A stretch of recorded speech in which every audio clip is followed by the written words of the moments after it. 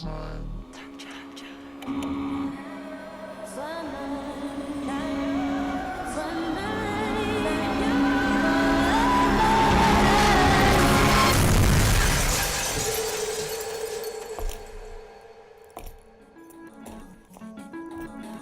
ready? I've been ready. What are we waiting for?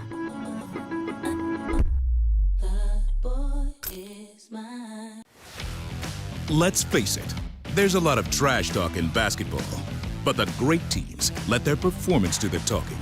Like Ford F-150 with Pro Power on board, a class-exclusive industry-first feature that turns your truck into a mobile generator and leaves the competition speechless.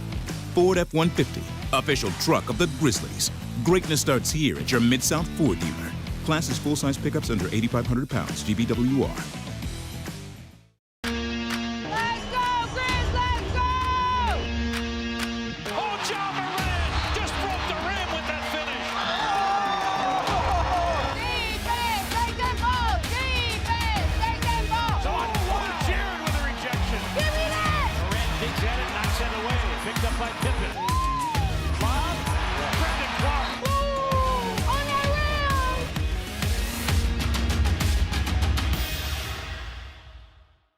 Sonic Radio. Welcome back to Sonic RNDIO. That spells radio with me, the CIO. This just in, the new Sonic $1.99 menu lets you build a crave-worthy meal for just $1.99 an item. Whether that's a creamy shake, crispy tots, or a quarter-pound double cheeseburger. This just out. Ostriches. They're mean, not very cute, and in my opinion, way too big for a bird. Don't miss the Sonic Fun 99 menu. 5 items, always $1.99. Live free, eat Sonic. Tax not included. See menu for details. The NBA announced their Dunk of the Year yesterday. It was voted on by the fans, and it went to Ja Morant for his double clutch through Porzingis and Derek White. The call of it was excellent. That game we hung on to for a long time last season, but it was a spectacular dunk. Tune in to the Jessica Benson Show with CJ Hurt, live every weekday at 8 a.m.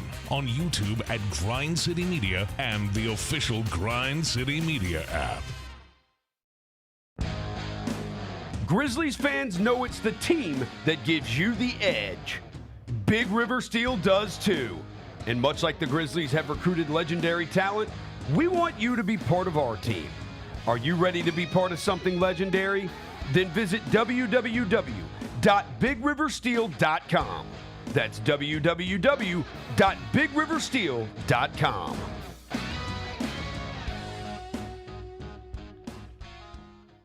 Kroger shoppers and Grizz fans. Want exclusive last-minute discounted ticket deals texted straight to you? Sign up with the new Kroger Buzzer Beater deal. Fans can sign up by texting Grizz to 636-479 or visit your local Kroger store in the Delta Division and scan the QR code. By signing up, you agree to receive recurring automated promotional and personalized marketing text messages from the Memphis Grizzlies. Consent is not a condition of any purchase. Message frequency varies. Message and data rates may apply.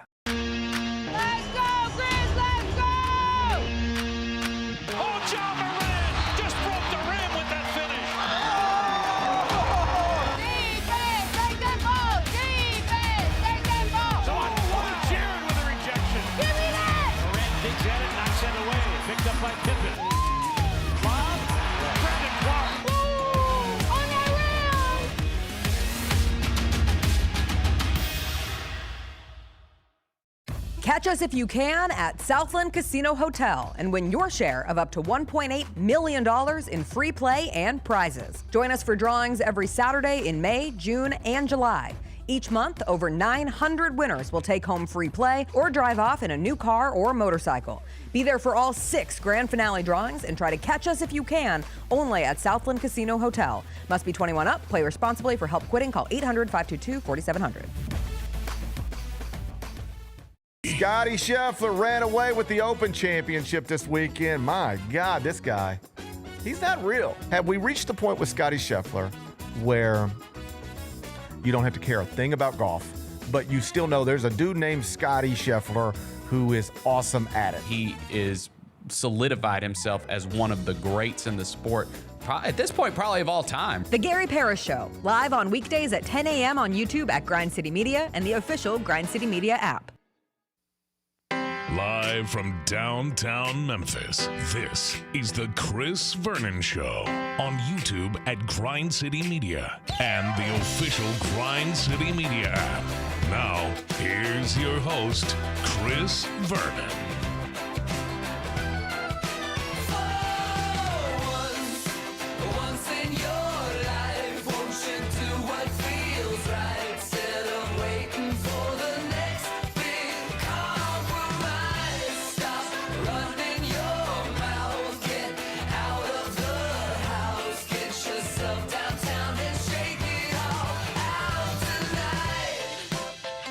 Here we go. It's noon on GrindCityMedia.com. It's Chris Vernon Show. Welcome. It is the Tuesday, September 2nd, 2025 edition of the show. Today on the show, 10 things from the weekend.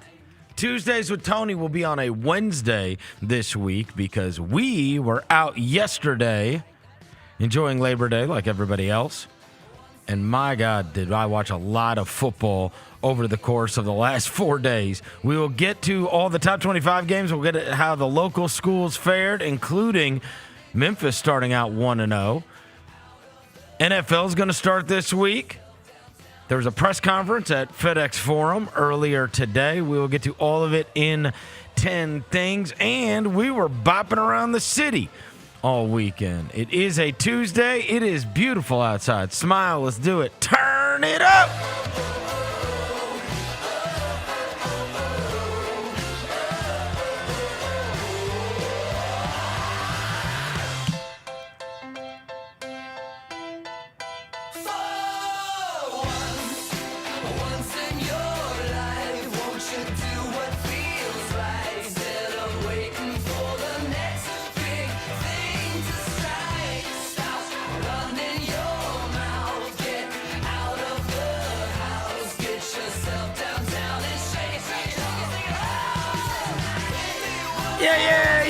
Yeah. Hope everybody's having a good day.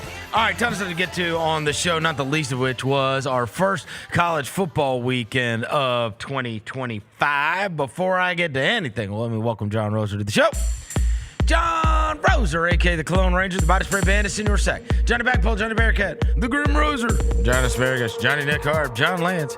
He's Yogi Roser. He's John the Polluter. What up? Hello, John. Hello, Chris. Devin Walker's here. He's the microphone mangler, Senor Quasadilla, Mr. Math, Novo Joe, the reporter, the photographer. He's Sir Hiss. He's Walker 93. I used to pray for times like this to grind like that, so I had to grind like that to shine like this in the matter of. You know what I'm saying? How y'all feeling today? You know what I'm saying? Bars. Yeah. Shout out McMill. Oh, it was quite the weekend. Great weekend. I watched so much football. Bill Belichick let me off the hook last night, but other than that, I was watching it straight through until that one got to be a total mauling. But Friday night started off with Auburn and Baylor, and then obviously all day Saturday, and then I watched the Sunday games, which had South Carolina playing, and then the nightcap with Miami and Notre Dame, and then obviously last night there was just the one standalone game, which is the debut of Bill Belichick. But my God, tons of football over the weekend, and we've got takes. Yeah, I've been parlaying all weekend. You know what I'm saying? Let's get to 10 things. I love 10 things. Oh, shut up. Parlay! Number one, college football week one. Let's start with the top 25 games. Okay, so one of the things that we had talked about all summer was that, man, week one is loaded. There's all kinds of great games that are going to be going on week one, not the least of which is number one versus number three, Texas versus Ohio State. So I got up on Saturday morning, and I was like, this is it. I get to watch College Game Day. And let me just say, I thought College Game Day did an absolutely unbelievable job with the Lee Corso last game. I got a little emotional watching just because, I mean, it's been my whole life, I feel like. I have watched that show, and like they had Chris Fowler back on there, right? And they were reliving some of the old ones. And I mean, you see how young Herb Street is, and it's like, this has just been something I've done on Saturdays forever. And headgear is my favorite bit in all of sports television. And especially as I guess the reason I got a little in my feelings was because I remember watching it with my dad growing up. And then even once I had kids, it's like there's these checkpoints in your life. And then even once I had kids, you have a lot of games on Saturday mornings, right? Whether it was basketball or football or soccer games or whatever else, right? I would tape the damn thing. And then I would watch it when I get home. Or I'd pull it up on my phone like in the car. I just always saw whatever that last headgear thing was. I loved the pump fakes. I loved the not so fast, my friends. I loved the picking up one head and throwing it and putting on the other and either getting the cheers or the boos. And look, I thought they were it got super emotional with all of them talking about Lee Corso and what a great dude he is, right? Yeah. Everybody was continuously talking about how great he was. And so they kept my attention the whole time. Once I saw all the clips on social media, I had to flip over to the Big Noon kickoff because they introduced Dave Portnoy and he did the full bad guy wrestler bit. He was trying way too hard, bro. When he stood up on that stage and screamed at that crowd, moment of silence.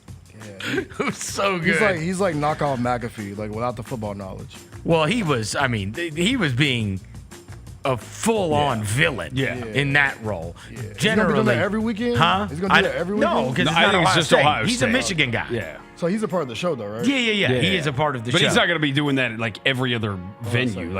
He was trying too hard. No, it's a real thing with Ohio State. The hatred is real with the Michigan-Ohio State thing. Oh, for sure. And so, anyways, watching that leading up to it was awesome. And then we get to the 11 o'clock game. Roser came over to the house so that we could settle in and we could watch Texas versus Ohio State. Yeah. And what a dud. My gosh, that game was horrible. Generational talent. Arch Manning, baby. Oh, my goodness. My gosh. I couldn't believe it. Generational ass. I couldn't believe it. I couldn't believe he threw the ball into the ground on the he threw it into the dirt on the first pass. I was like, this ain't what I was sold. Yeah. It was a basic just rollout and throw it to the open guy, and he I don't think you could give up your stock yet because it's Ohio State, and I think that there was a lot of times where he looked up and just was check down city because he's like, yep, not throwing there. And then he finally did try to throw it downfield and he got picked. Yeah. And he was probably totally gun-shy, but he just looked so out of sorts. Like when you get all the hype and everybody, excited to watch you and okay, you've waited your turn. Now it's time to go. I got to agree with the people. If his name was different, that was just so not impressive. It was unbelievable. Yeah. Meanwhile, and so the hard part was he couldn't get anything going. And then on the other side, Ohio State's offense stunk. Yeah. They had 200 yards in the game. Now, I'm not saying that Texas' defense isn't good. So we'll see how both of those teams play out for the rest of the year. And we'll also see how they look on a, 1 week to prepare basis is the rest of the way. Week 1 can always be a little wonky because you are preparing for one team for 6 a months. long time. Damn near 4 or 5 months. You know what I mean? Yeah. So you know what you know that game plan going in, which makes it all the more disgusting that Alabama had all that time to prepare for Florida State. And I gotta say, I was absolutely shocked at how dismal Alabama looked.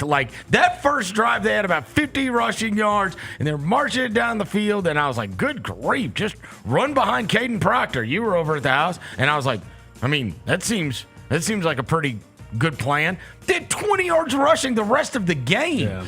And Tommy C backed up his talk. And what a huge win. And he dropped the merch line, too. You see he dropped the merch line? He did? Yeah, the Nick Can't Save You shirts. Oh, he did? He dropped the whole merch line after the game on Sunday.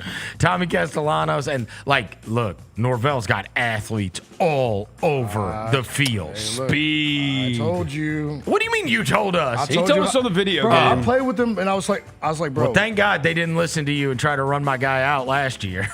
Who are you talking about? You tried to run him out of town. Norvell? Yes. Yeah, I did. We good, though. That's my dog. Ride the wave. No, it's not riding the wave. I played with them. I texted him last night or after the game, and he said, I am proud of our boys. They played fast and they played physical. True Norvell style. They did. Yeah. They did play fast and physical. The 4th and 1, bro. Dude, that's real. Like when from his own 30. I'm like, you know what, Norvell? That's the Norvell we know, baby. Hey, that's the effort. We're gonna do it. They had 5 guys, I think, with at least a 10-yard rush. Yeah. Gus Malzahn dialed that stuff up, and did you see Gus Malzahn's tweet after the game? Oh, Gus Malzahn jumped on Twitter. Yeah. Here we go. Yeah. Gus Malzahn on like the Twitter. old days. He said it felt like old times. Gus Malzahn tweeted out after the game, and of course he had been an authority on the side of Alabama during his Auburn days. Felt like old times tonight. Yeah, he's got his new little, was it Nick Marshall that he had at Auburn? He's got that in Tommy C now. I'm gonna say, man, there was a film breakdown, and and this guy did this film breakdown that I saw over the weekend on Instagram, and he was like, I just wanted to show you how genius this is. And he was like, this is how the reverse run that they had on the long touchdown. He said, I want to show you how this was all set up. And he broke down like 4 times on that drive.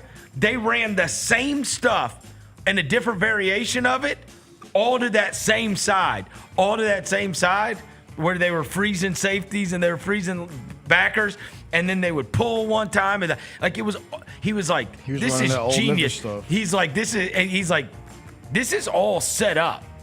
And so then they did that run, and then they flipped it back the other way, and the guy takes it to the house, and he's like, it's because these guys are attempting to be disciplined running to this side over and over again and stay in their gaps. And now they threw the variation at him. Hey, put that merch up, Jalen, that merch up, that Tony Casanova's merch. Oh, it's selling for $31.17. Oh, my God. That's the score. He is hilarious. Yeah, you put that up. He was good, too. He was. And they had serious playmakers all over the field. Everywhere. And so that was super impressive, especially that was fun to watch after the dud that was Texas and Ohio State. Also, look at that merch. Cop out hoodie. Nick can't save them. Nick can't save the merch. That's outrageous. Man. Other good thing about that Florida State game for you and I think probably one of the very few gambling wins of the weekend. Dude, oh man, we took a bet. I think a lot of people did. Free run. We wanted to root, so we used our free ones on Florida State plus 440. Yeah, money line. Oh, no. Major. Yeah, that was great. Yeah, no, it was great. Plus 440 was great. Because you lost it afterwards. Because I'm pretty sure the only other bet I won was Toledo. I mean, look, it was a debacle. Honestly, the most unbelievable wisdom was Vinny Verno staying away. Yes. Every one of those big games lost. Every underdog took care of business, which makes sense, or did not cover. The favorites did not cover. It's the same way from week 0. I saw. There were only 8 games in week 0. The underdogs went 7-1. Oh my goodness. Yeah. Of the other big ones that took place over the weekend, Carson Beck looked really good for Miami. He did. Yeah, is that already the catch of the? Is there going to be a better catch than that? There might be a better, but that one was OD at week 1. CJ Daniels, yes. Bro. Because it was like, that's going to get picked off. He was completely laid out. Yes. Oh, it's unbelievable. And what did Georgia do to Carson Beck to make him dislike football so much? Did you see how happy he was? And then, after the game, he's like, I just feel like I love football again. It's like, God. I mean, the Cavalry Twins. God. Kirby Smart does run like a military school for football. It is. And the Cavalry Twins might have put it on him a little bit. Maybe. Look, Cavalry Twins put it on you, make you love football. Well, plus he also got $3 million, so that'll make you love football. Driving around Miami in a Lamborghini. A Cavalry Twin, beautiful weather in Miami. Yep. I will say, I didn't think Notre Dame was bad. I mean, I thought that was 2 good teams. Hey, honestly, that quarterback reminded me of your boy, CJ Carr. You remind me of your boy. What's the dude that played at Indy for a little bit? He played in Indianapolis. He was a Colt for a little bit. Ellinger? He reminded me of Sam Ellinger. He like dodged head first at everything. I'm like, bro, you got to chill. No, that's the guy from Georgia Tech that did Haynes it, Coach King. Prime. Haynes King. Oh, my God. He had like 189 yards rushing. And he dodged head first. Oh, yeah. He does not run out of bounds. And he, at the end of the game, was like, he looked like he was dying. I was like, bro, no wonder you get hurt all the time. Wear and tear, bro. Yeah. 26, bro. Oh, my goodness. By the way, Dion was a debacle at the end of that thing. Oh, Yeah. boy. I don't understand that. Clock management was Oh, my that's God. tough Just for take Coach Prime. I mean, everybody was goofing about taking the timeouts home. Yeah. It's like, you have a minute left, You had to bro. put it in the Depends tent. And that play that he didn't call one of them on. Salter at the 9-yard line or 9-yard game. Salter ended up scrambling for 9 yards, and it wasted even more time. Yep. It was like, dude, that play just took like 30 seconds off the clock. Clemson LSU was not great, and boy, bad week for the preseason Heisman favorites because Cade Klubnik, he looked horrible too. He was 19 for 38 for 0 touchdowns and 1 pick. And his last 14 dropbacks, they netted 47 yards. Man. That is atrocious. Even more atrocious, Clemson went with the, is it too soon to mention the Devin Walker game plan? What? 5 rushes was their leading rusher. Oh, man. Hey, Look, do you know? We fixed that game. They rushed the ball for 31 yards in the game. It's Clemson. Yeah. 31 yards? That's not hat on the hat. Dud. Yeah. Dud. The Battle of Death Valley. You are not Death Valley. No, that was dud. And LSU finally got a win on opening night. Was it first and 6 tries or something? This is the time? Brian Kelly's 4th year, like they're going to be awesome. Their defense is because it was Saban, Les Miles, Orgeron all won a national title within their first 4 years at LSU. He finally fixed that defense. I mean, I know if it's just one game, he finally fixed that defense problem. Like, is LSU going to be, Like, or maybe Clemson's not. Yeah, maybe Clemson's not. Maybe they're not. I mean, maybe.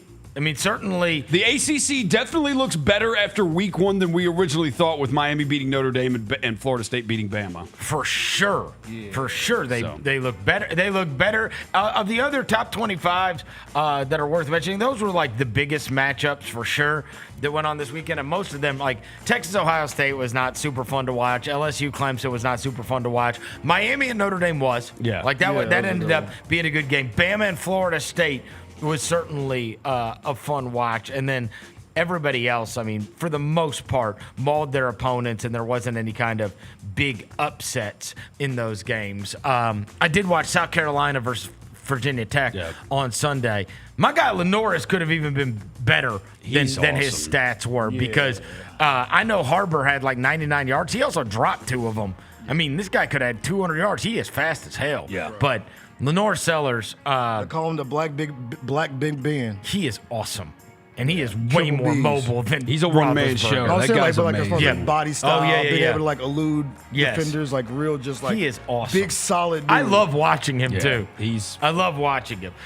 Number 2, the local teams and the rest of it. Okay, so we're gonna get to Memphis has got their own that we're going to get to, but regarding the local teams, it was Ole Miss destroyed Georgia State, who is Memphis's next opponent. Yeah. So Saturday night, 6:00 on ESPN+. They snatched the chain though, Vernon. I don't know how I feel about that. Georgia State did. You see that dude snatch the chain in pregame? Yeah. So I saw some people defending him, saying that he had somebody had snatched his towel from him or something. So he snatched the chain from him. So he snatched the chain off the guy. Memphis, watch your necklaces. Yeah, watch your necklaces against these guys because they may snatch your chain. We had Tennessee. Boy, I liked Joey Aguilar. Yeah, I did. The little throw in the end zone. I did.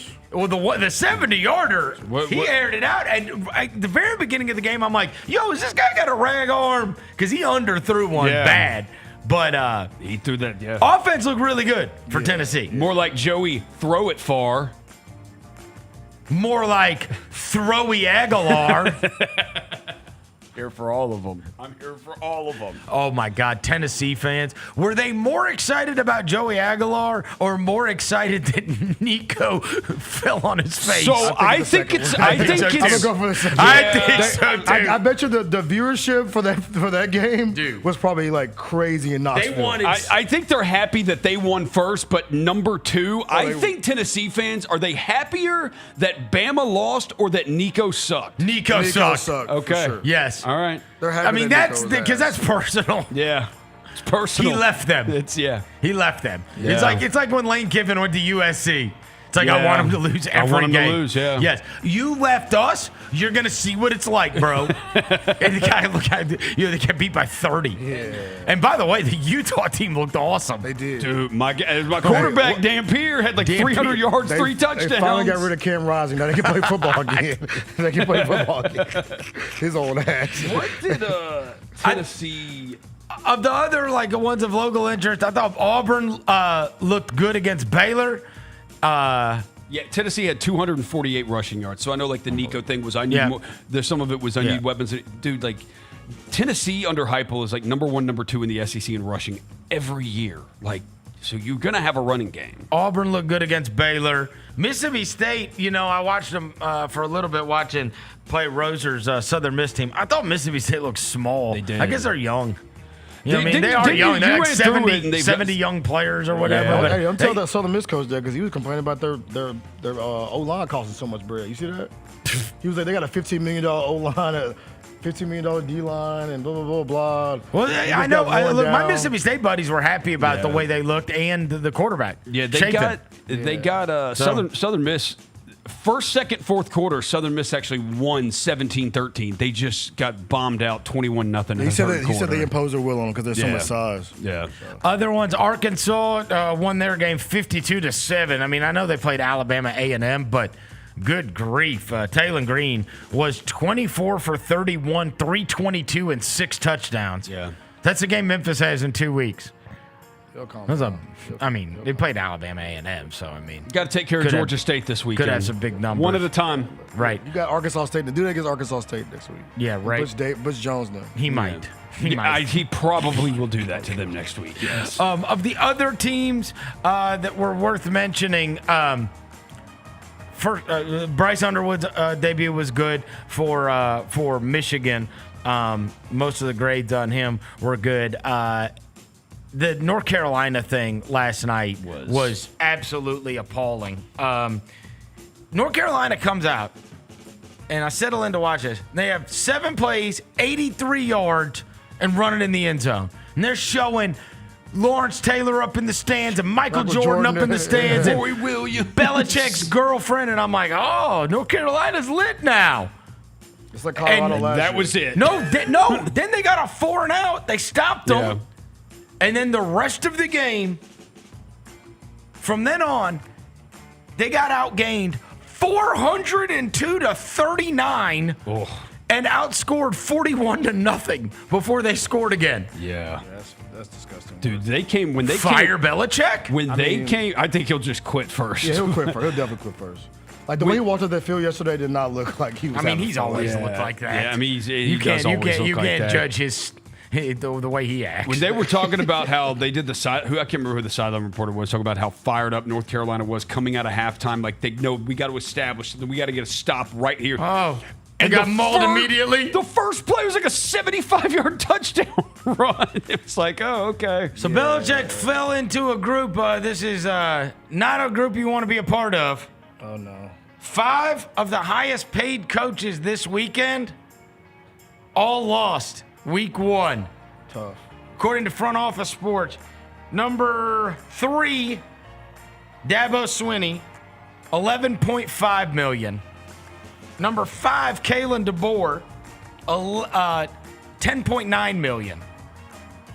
They are paying him $10.9 million, and he has 5-5 in his last 10 and 1-6 in their last 7 on the road. Paul, that's tough. Yeah, Paul, sounds like Paul, we got that's it. tough. We got it. Paul, it's almost time. I mean, that was Paul. a horrible job to take anyway. Right? You cannot follow him. Yeah, also, there was always going to be whoever whoever was taking that job was not for long anyway. Nah, it's like the new girlfriend. Like, you know what I'm saying? Yes. You had the joint you dated for so long. She's like, that's like, Yeah. he's like the rebound joint. But it would be like if your old girlfriend was a supermodel that went to Harvard. And, like Kim the K. best chick in the world. Yeah, Kim K to like a little random joint you just met. Yeah. You had Steve Sarkisian, $10.8 million. Dion, $10.8 million. Dion makes $10.8 million? I did not know that either. I didn't know that either. Wow. That's a lot to win the Alamo Bowl. Or they lost the Alamo Bowl. Don't do that. I don't know. But I didn't know Colorado had that kind of change. And then Bill Belichick's getting $10 million. I mean, I guess when I know people North wonder, Carolina's got why that is he money. coaching in college? Like, bro, $10 million? Golly. That's a lot of bread. And his team looked terrible. They don't look. They look so bad. It's crazy how it looks when you don't have Tom Brady playing quarterback for him. Yeah. Oh, inevitably, I saw all the people like recounting Belichick record without Brady, and it's like abysmal. Well, you did one of these like, and you who was it? Jason Concepcion when he had his like little video podcast, and you had to come up with the spicy take. Yeah. And you had yours about Greg Popovich. Oh, I remember when Tim you Duncan? did that. You said, Was "What's it Greg Tim Duncan Popovich without?" He's a Tim Duncan merchant. He's a Tim Duncan creation. He's a Tim Duncan merchant. Hey, by the way, the Caleb DeBoer thing. You see the stat about being favored 14 points? It says since 2007 in games when Alabama was favored by at least 14 points, Nick Saban was 131-2. Caleb DeBoer is 4-4. Oh my God. It's tough. I mean, they are still getting Alabama lines. You look at their lines, and it's still like he is on the sideline, right? Yeah. Because I mean, look, I know they won 2 games last year, but all of those like talent rankings had Florida State very high. Yes, that they did. had loaded up, and you saw those athletes out on the field. There's a real possibility we look real up and it's like, talent. yo, Alabama's fine. Like Alabama's still really And good. Florida State's Florida amazing. State is way better than anybody thought they were going to be. Yes. That's absolutely possible. The A&M play this weekend. That's another Yeah, team. A&M trashed their opponent, but Yeah, I they mean, beat That's one of another the. team I think I got crazy amount of talent. That it's like, okay. Yes, and Marcel Reed, their quarterback, had a good weekend too. I saw this from Brad Powers. If you have blindly bet the under in every game so far this season, you are 80, 46, and 2, 63.5% for the under so far. I mean, you got to believe that is a function of new rosters. Transfer portal, yeah. Yes. Hell yeah. So It's hard to be a I don't know high-powered you. offense when you just met the guy. So Except with Clemson, though, what's their excuse? They So play I against good read defense? some of Bill Conley's thing. One of his takeaways talking about how down scoring is, obviously, because the unders all hit. And he said maybe some of the takeaway is what they're doing in the NFL. And these defenses in the NFL have just decided with Mahomes, Josh Allen, all this. Keep it in front of us. We are shelling everything up top, and you are not going to beat us deep. We're going to make you dink and dunk to score. Yeah. And that's what they're going to do in college, too. Well, we'll I mean, see. It's early. It is early, but I think it's probably hard to have a super high-powered offense when you've got new guys every year. When you have new guys, You know all what the I time. mean? Yeah. Just to, some of those teams that we think back about, they were together. And these teams cannot be. Dan Wetzel talked about it with us last week. They are just these teams today. They're not going to be as good as those like 2015 Alabama teams because you can't stack your roster like that anymore. You have no chance. Dude was trying to get out of there, bro. No, they had 3 NFL. There was a time where they had 4, NFL running backs, 6 NFL wide receivers, and 3 NFL quarterbacks. Yeah. Like there's that famous picture of Tua and Bryce Young, and it's like, what are we doing? How are all these guys on the same team? Yeah. Mac Jones, it's like nuts. This is crazy. Yeah. Your third string quarterback's an NFL guy? Okay. Yeah, that's how it goes. What are we doing here? Yeah, that is a little wild. Jalen Hurts, practice Tua, squad. and Mac Jones. Yeah, that's who it was. That's who it was. He on practice squad, bro. Yeah. He NFL quarterback on practice squad. Yeah. Come on, bro. That's outrageous. Also, want to mention, it was a good week for the AAC. Our buddy Chris Felica. Was it? Oh, for us it was. Yeah. No. Because South Florida destroyed Boise. Army lost. That was good. Army lost a but Army. They lost to Tarleton, but whatever. Yeah, but nobody was expecting Army to be like repeat champions or anything. Tulane in the membrane. Tulane got their win over Northwestern. So, I mean, you want to have some of these good non-conference wins. You do. And two of the better teams got really good ones. Yeah. And in fact, Falika tweeted out, did you see that? Yeah, I saw that. The It's group, coming from the American. the group, he said the one thing I am rock solid on is that the group of 5 team will be from the AAC. Why not us? The American's actually a solid football conference. Why not us? Yep. It is. Why not us? Good football conference. I mean, and we'll find out. Was Ashton Genty the greatest football player on the planet? Maybe. Or South Florida, like awesome. It's possible. I think the second one's more true. Yeah. Yeah, South Florida might be loaded. They might be. Right? I mean, I guess we're going to find out. They're playing Florida. So we're going to find out real quick. They're in Miami the next week. Yeah. We're going to find out real quick what they are. Yeah. We're going to find out if that was Boise or if that was them. All right. You know what I mean? Number 3, Memphis is 1-0.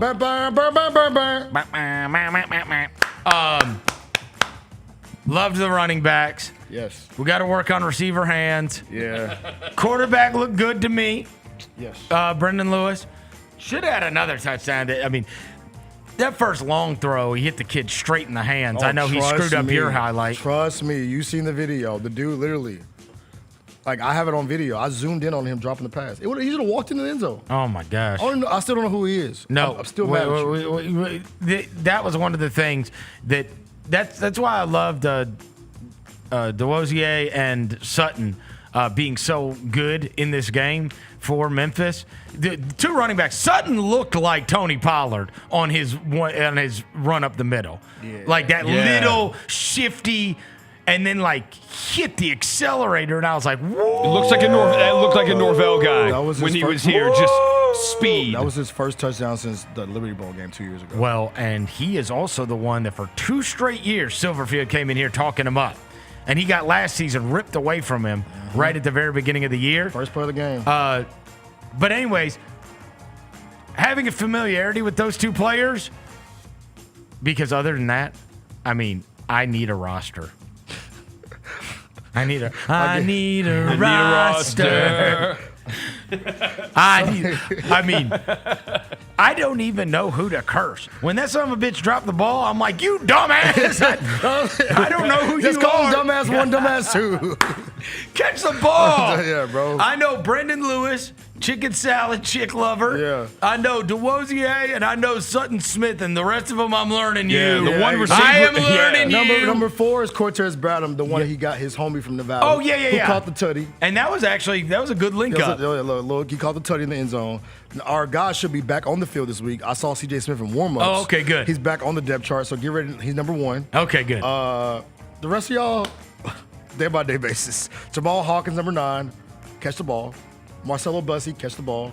That's all we got. How were the vibes? How were the vibes out there before the game?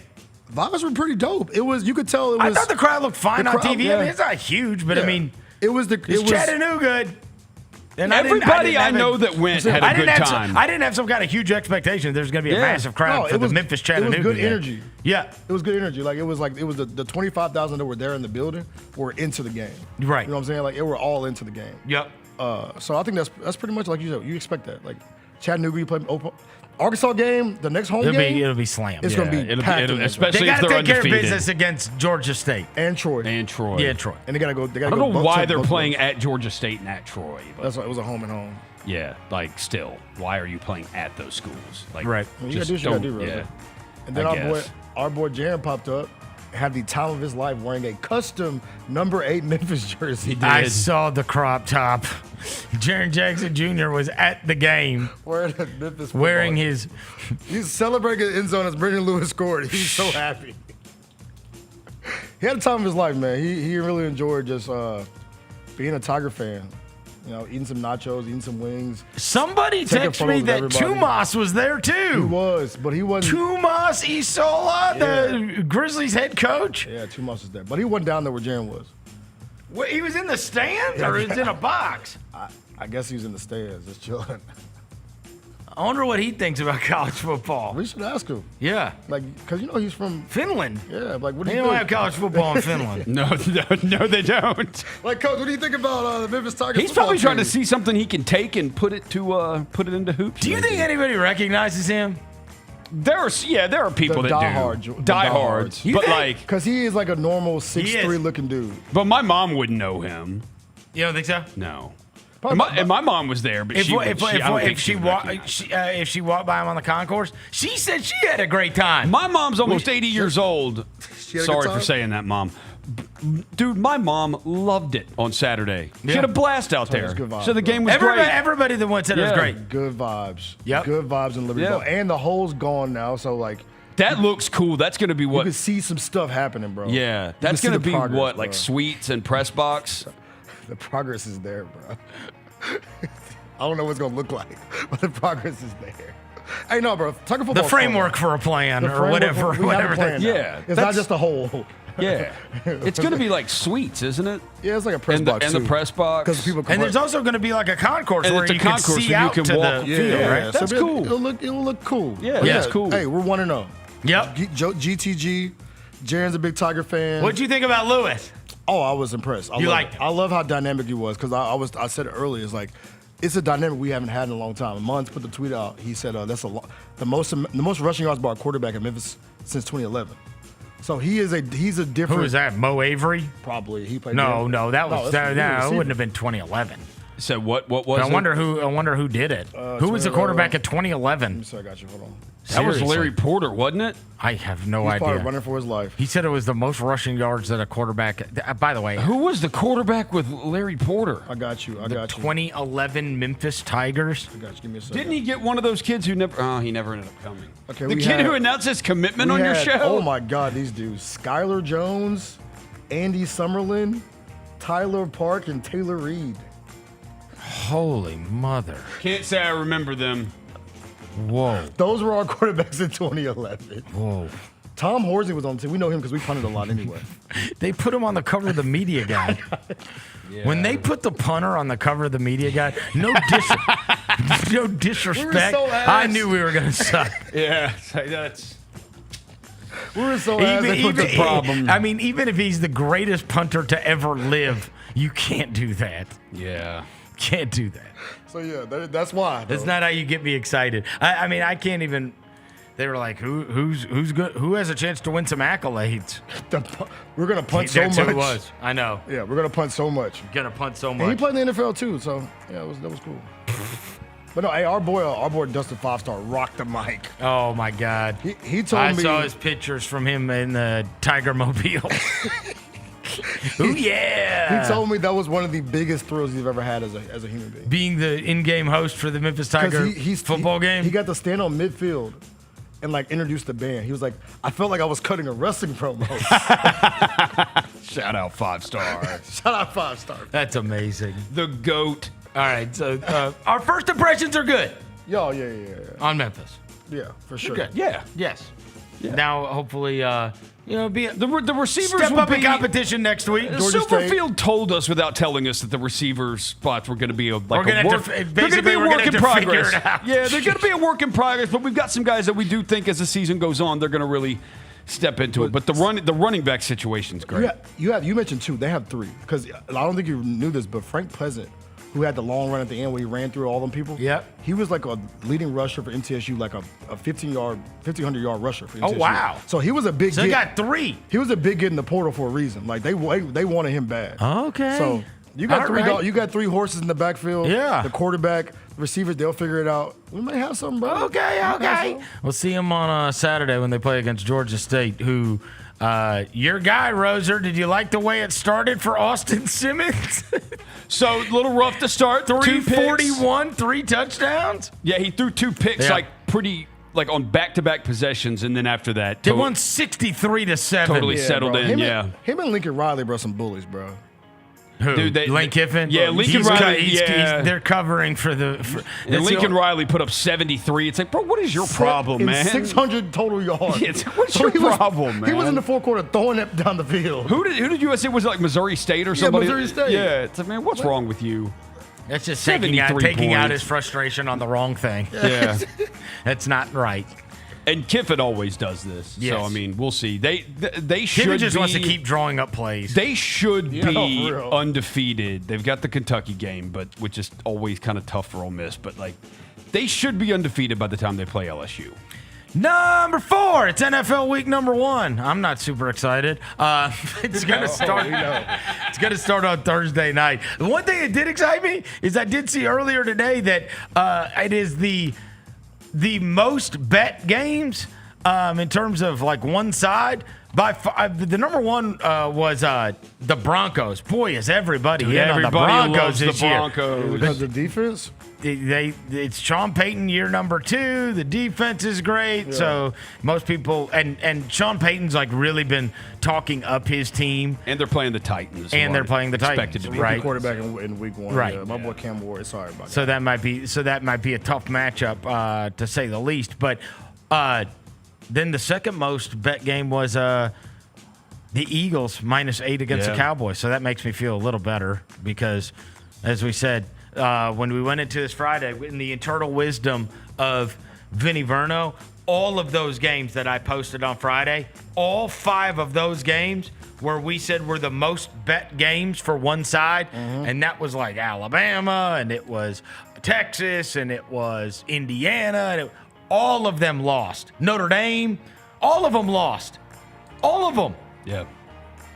Those ones that like All of them did, 80-something% of the bets were on, they all lost. I knew that was going to happen. Yeah, I knew it was going to happen. You're like, bro, I'm staying away from them games, No. bro. And so that's the only look, I'm talking myself into something, which is, hey, everybody in the free world is betting on the Eagles, especially with all of the bad news that's come out about the Cowboys. So maybe I have a chance here. I can't believe that 81% of the side so far is on the Lions +2.5 at Green Bay. Yep. That seems weird. I figured way more would be on Green Bay. Maybe. And it's in Lambeau, too. The home Yeah. opener. Like it, but people All are right. betting the Lions. Let me ask you guys this. Here, tell me what you would do, okay? So tonight is my draft for the wins and losses, the Skins League that I am in, right? So as I've explained on the air, it's one of my favorite leagues that I'm in. So Skins League is basically you draft teams in the NFL. Yeah. Okay? You draft teams in the NFL, and your picks, you can either take a team's wins or a team's losses. Okay? So theoretically, the first pick of the draft could be the Chiefs' wins, right? The second pick of the draft could be Saints' losses, right? Like, I mean, so you're trying to figure out, and then for each one of those that you get, right, at the year, it's a tabulation, right? So you would get theoretically a point for every win that your team would get if you have them win. If you have their wins, you would get a point if you have their losses. Who would you take number 1? If it's wins or losses. Okay. You can either have the max wins or the max losses. Okay, I would. Okay, well, I'll do one from both sides, and then you to figure out. I would do Bills wins, or I would do Saints losses. I like Bills wins or Jets losses. Jets losses is a good one too. Yeah. Jets losses. Jets losses is a really good one. They're going to be god awful. Jets going to be so bad. The only reason I didn't and you say Bills. I said the only reason I didn't say like Ravens. Bills wins. The only reason I didn't say Ravens wins is because they have Cincinnati in their division, and the Bengals actually. And the Chiefs thing seems a little dicey just because you could see the Chargers, the Raiders, and the Broncos. Yeah, They're all the division's all three going to be of those being much better. Right. Yeah. Right. Like I still think Kansas City will win their division, but like they were 15-2 last year. Like I don't know if they're going to go 15-2 this year. Yeah, I would take them Jets losses. It's going to be a spooky season. You think the Jets are going to be horrendous? They're buns, bro. Wow. We got Justin Fields as a quarterback. I still think the Chiefs are going to win 12-13 games though. So like it's a lot of Either wins. them or let's see who else got That is a lot of wins. The Chiefs. I still think they're. I mean, they won 15 last year. You know what? How many wins are they going to have? I may go your way too, Dev, and find Jets losses because we ended up getting smoked in that league because we bought into the Aaron Rodgers Jets thing. Yeah. And it was a disaster. It was changed. A disaster. Yeah, it was changed, bro. The quarterback's gotten worse. Still can't block. Still can't block. Well, they changed their they did change their coach, right? They've got Aaron Glenn, the guy from the Lions now. But who knows, right? I mean, Aaron Glenn could very well be another Robert Saleh. Yeah. You don't know. I mean, we haven't seen him be a head coach either, so also, you never know with those guys. Sometimes they turn out to be awesome, sometimes they don't. I also kind of like. And it might not matter. Colts losses. Colts loss, I like that one too. Because of Danny Dimes. And if it's not him, it's Anthony Richardson. Like, so, I mean.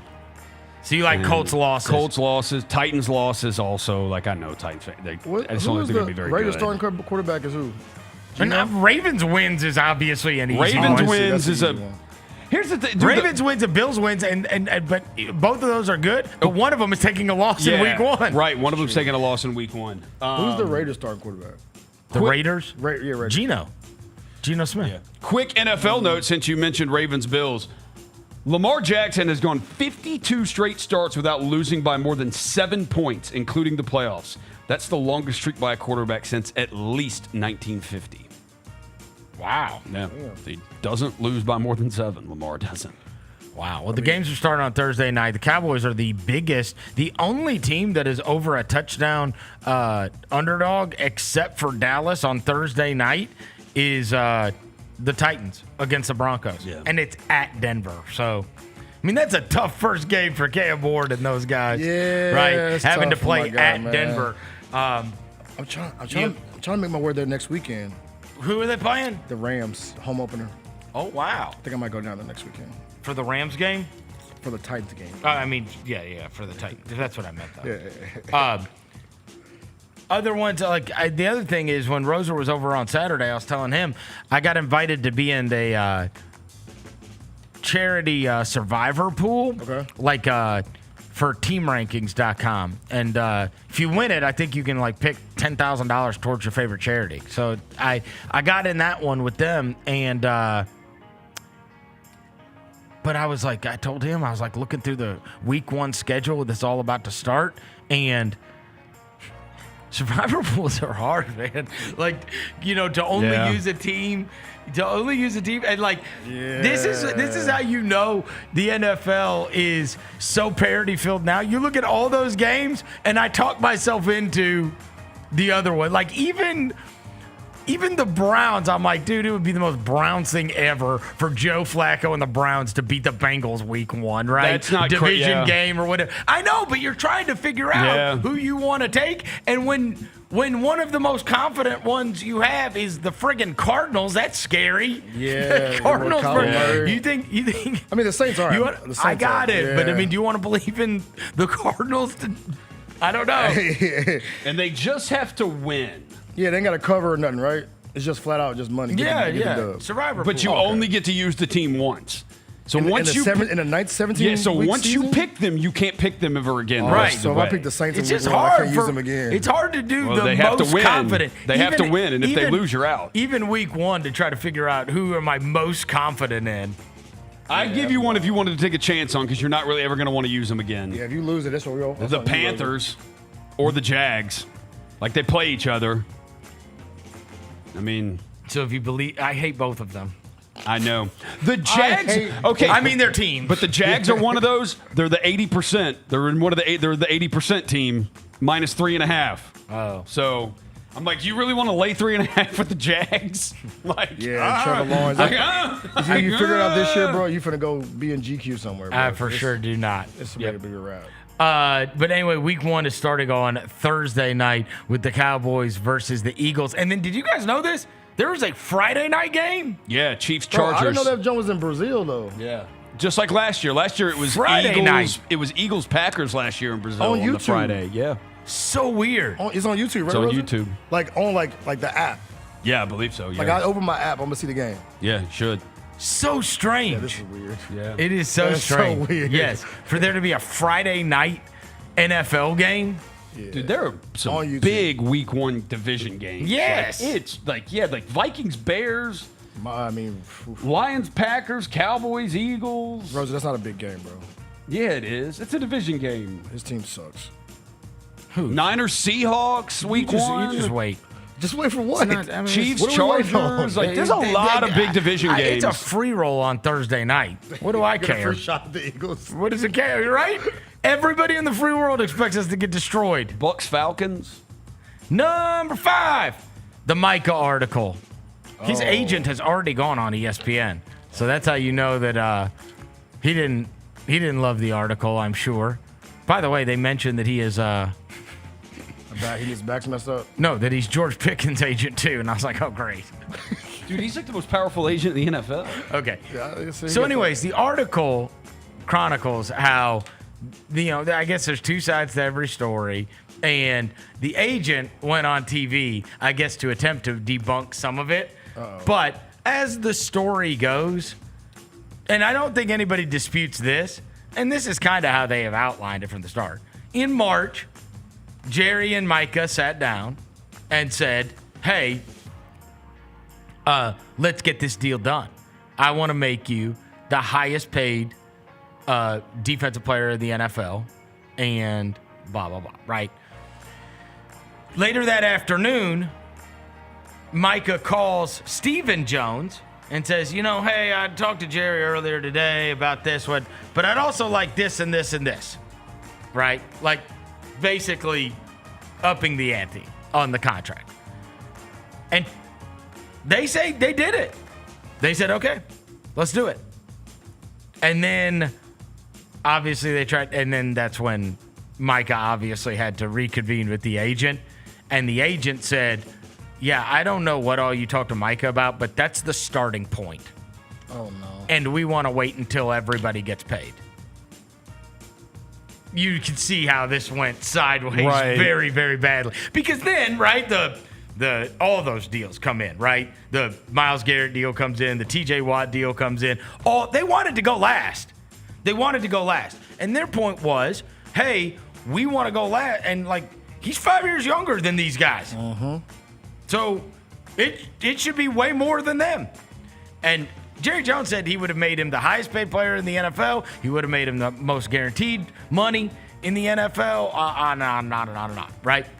And that agent went on this morning and said, nothing personal, blah, blah, blah. Of course, right? You can never let this stuff, turn into full-on hell, because if you're going to be an agent in the league and he's going to be an owner in the league, you're going to have to work together again, right? Like, there's no way around that. In fact, you inevitably are going to have players on the roster that you're going to want to get paid. And so this one turned into a pissing match, right? And it was exactly what I had said, which is Jerry negotiates with these guys and then gets their, right? Like, hey, let's just do this. And then, an agent whose job is to do the best for his client then gets involved, and now they have this whole whoa, I talked to you, and horrible business. I did think one of the things that was interesting, and this was one of the, and again, I told you, they did a horrendous job of trying to justify this in the press conference. One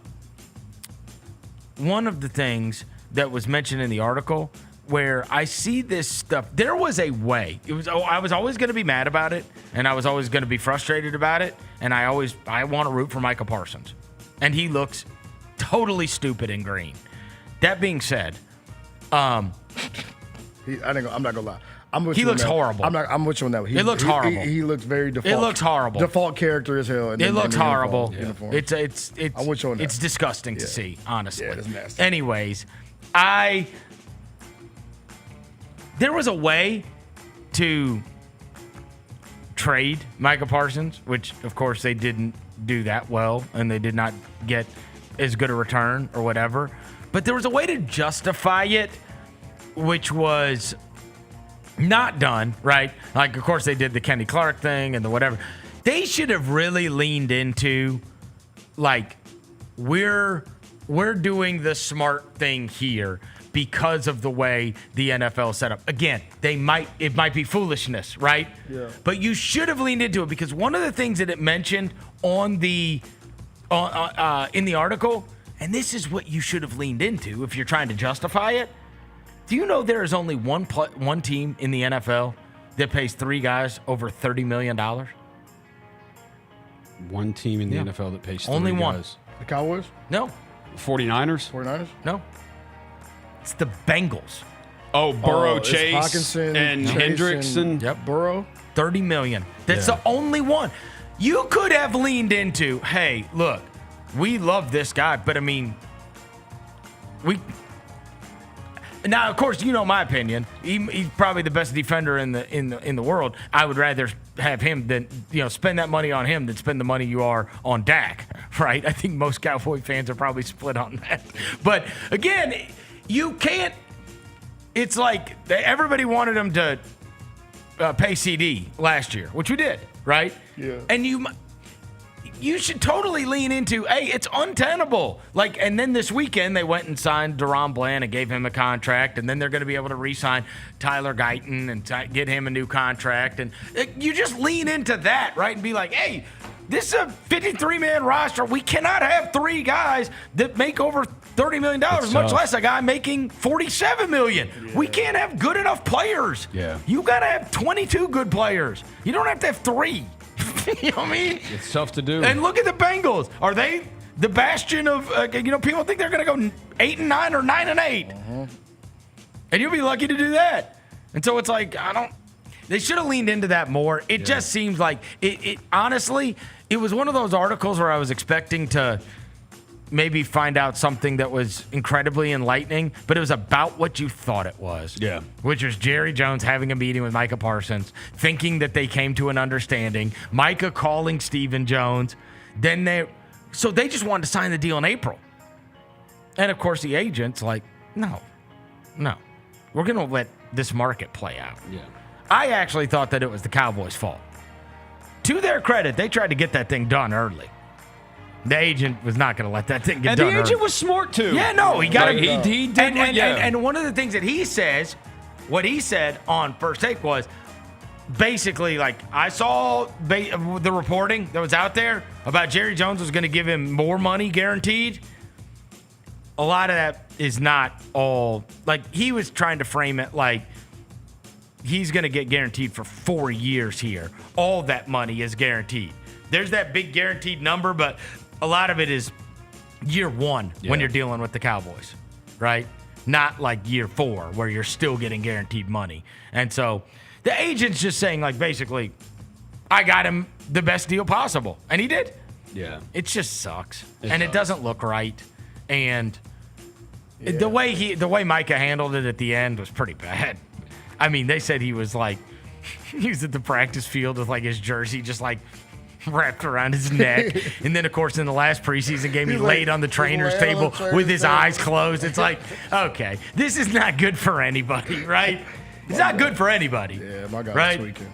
It's not good for anybody to have one of your best players be that despondent about the whole thing. And so it's going to be weird. But the article is up on ESPN.com if you want to read it. The agent's already gone on ESPN to not defend it, but just try to explain, no, here's kind of what happened. But I think the story sounds totally reasonable. Yeah. Right? And it's all ego.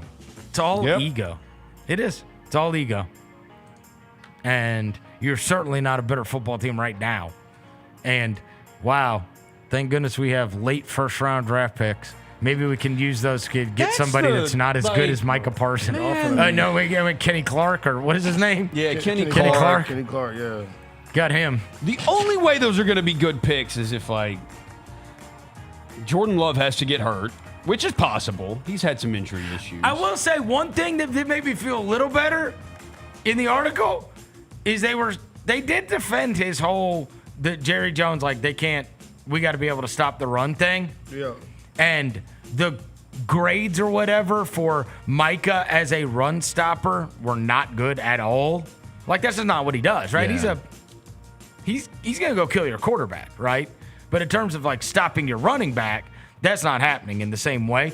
And an AFC executive in the article said, I don't think this is a bad thing. He's that seems right. Micah Parsons is one of those guys that is going to be infinitely more effective in the regular season than the playoffs.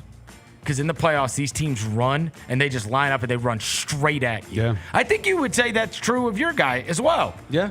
Not like Nick Bo. We get, because we both kind of rooted for the same kind of sack master guy. Nick Bosa might get you 4.5 sacks in a game against the Seahawks on Sunday, right? Yep. But like he's not getting 4.5 sacks in a playoff game. No. Like, that's not happening. No, it right? does not happen. Double team him. Like, yeah. Dude, And he also, gets they double run teamed. right at him. Yeah, it's like they just say, no. how we You try to don't take you get out of the play. you don't get to put a hand in the dirt and run after our quarterback. Yeah. We're running straight through your face. or our running back. Right? We're not going to run to the opposite side where Right. you get to get a running start Yes. at him. You know, like We're running straight through your face, Yeah. and that is some of the pass rusher guys. There is some of that. There is right. There's absolutely some of that to right? these guys. Because the tackles on the other end, right? Like Aaron Donald was just wrecking offenses. Oh yeah, he's a monster. Right? He's a one. I got it. Yeah, He's a 1-on-1. monster. But I He's a mean, like monster. you would also see that with a lot of other, defensive tackles in the past. Let's hope Kenny Clark is amazing. It's my only. Pray for the best, bro. I got some more bad news for you. Let me hear. Did you see the latest thing from the agent? No. Apparently, he went on first take. Yeah, he went on Yeah, this he was morning. saying Micah would have played this week. Yeah, he would have. Like, Well, he didn't want. So this agent. Well, he's getting an injection. He's doing in his back, yeah. He's getting poked in the back. He's a real agent too. I mean, he's good at his job because even in the article and you read it, he was encouraging him the entire time. Do not show up to stuff. Oh. He's against losing money like that. The agent is. I just looked at He's his like, phone. do not get fined. Do not get. Just keep showing up. Bro. And if you got to play, you got to play. Yeah. But like, do not. We're not giving them money. He's one of those agents. Some of the agents just say, to hell with it. Hold out. They're going to need you. I know a dude that looks just like this dude. Who? The agent? You seen the agent? Yeah, I know a dude that looks exactly like him. He looked like. Never mind.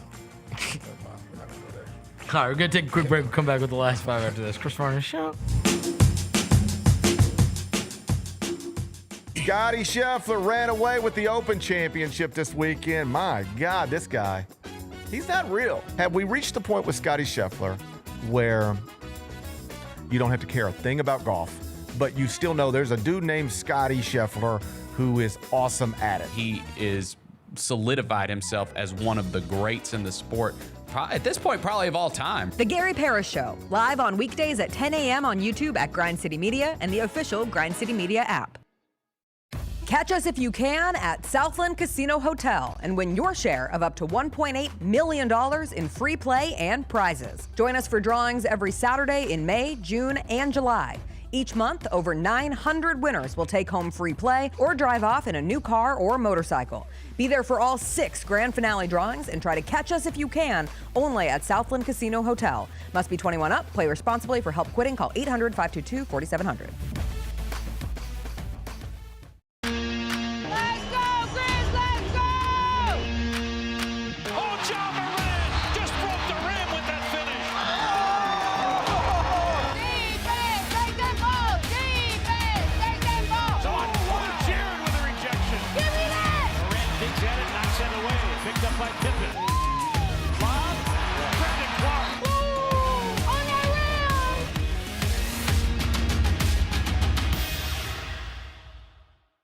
Kroger shoppers and Grizz fans. Want exclusive last-minute discounted ticket deals texted straight to you? Sign up with the new Kroger Buzzer Beater deal.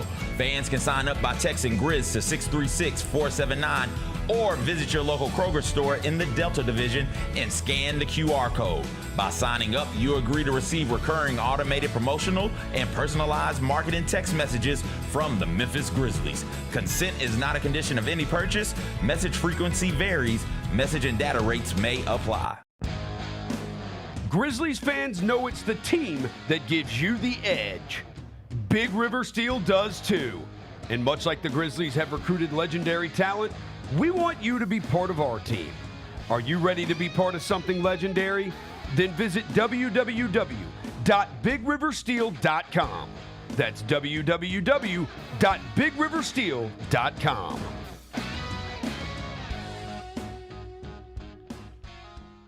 The NBA announced their dunk of the year yesterday. It was voted on by the fans, and it went to Ja Morant for his double clutch through Porzingis and Derek White. The call of it was excellent. That game we hung on to for a long time last season, but it was a spectacular dunk. Tune in to the Jessica Benson Show with CJ Hart live every weekday at 8 a.m. on YouTube at Grind City Media and the official Grind City Media app. Sonic Radio. Welcome back to Sonic RNDIO. That spells radio with me, the CIO. This just in, the new Sonic $1.99 menu lets you build a crave-worthy meal for just $1.99 an item. Whether that's a creamy shake, crispy tots, or a quarter-pound double cheeseburger. This just out. Ostriches. They're mean, not very cute, and in my opinion, way too big for a bird. Don't miss the Sonic Fun 99 menu. 5 items, always $1.99. Live free, eat Sonic. Tax not included. See menu for details. Let's go, Grizz, let's go! Oh, John Moran just broke the rim with that finish. Defense, take that ball! Defense, take that ball! So Jared with a rejection. Give me that! Moran digs at it, knocks it away. Picked up by Pippen. Bob, Brandon Clark. Ooh, on that rim!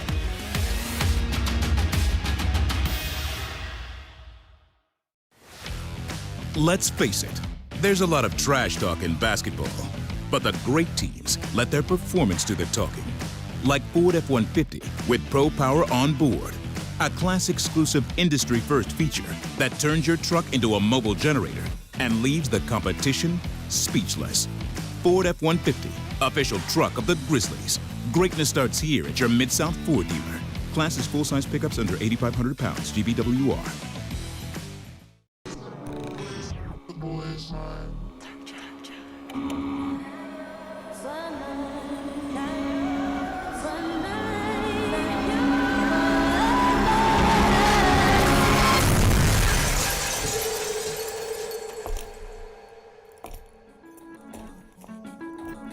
You ready? I've been ready. What are we waiting for?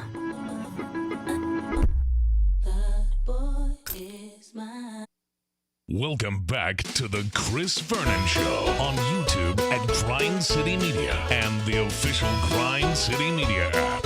Now, back to your host, Chris On one morning Vernon. bright and clear, my old folks and I drew near, just a village down in sunny Tennessee. I'd been speeding on that train that would bring me back again to that girl I left in sunny Tennessee. I could hear those voices singing as she bid farewell to me far across the All right, we're back. Chris fields of Vernon Show. Snuck out these last 5. Number 6.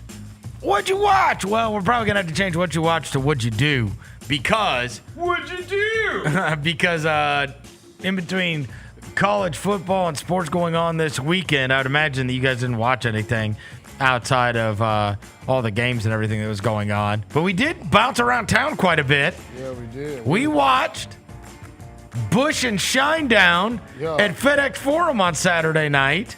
Went and saw our buddy Zach Myers and then his band perform at FedEx Forum on Saturday night. Here is Roser. Look at the stands, bro. Bebobbing along to Bush, who was absolutely unbelievable. Bush rocked. They were great. Roser's in his bag. Bush, That's like the third time I've seen Bush. Bush was great. Real rock star stuff from Gavin Rosdale, who also climbed up in the crowd and started singing, and he was great. And he's almost 60 years old. Turned 60 in October. He was awesome. So we went to Bush, and then Shinedown performed afterwards, and Grizz came out at the beginning of it. Concert was great. Oh, it was great. TV great man concert. and Grizz. Other than Buddy kept touching me, bro. Dude, that one dude was... That's me singing Simple Man, by the way, in the street. Devin engaged with a super drunk guy and could not get away from him. Yeah, then that super drunk guy thought they were best buddies. Yeah, he thought we were best friends. He kept turning around singing to you. Yeah, he kept. I was like, bro, if you don't get out of my face, bro. Oh, yeah, we had a great time, bro. It was a great time. It was a great time. Shout out Shinedown. Shinedown was great. They cooked. They put on a big time show.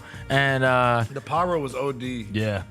Yes. Pyro was OD. They have. I mean, it's like a WWE entrance, like all show. There we are. Yeah. There's I me missed and the photo. Roser I with missed the photo, Zach Myers backstage before the show. Cut the cord! Yeah, I got an unbelievable video of Roser singing at the concert, and then sure enough, the old school Pau Gasol jersey for Zach Myers. So anyways, super cool to go to the concert and see our guy performing, and they were great. They were great. Both Bush and Shinedown were absolutely awesome. Put on a great, great show.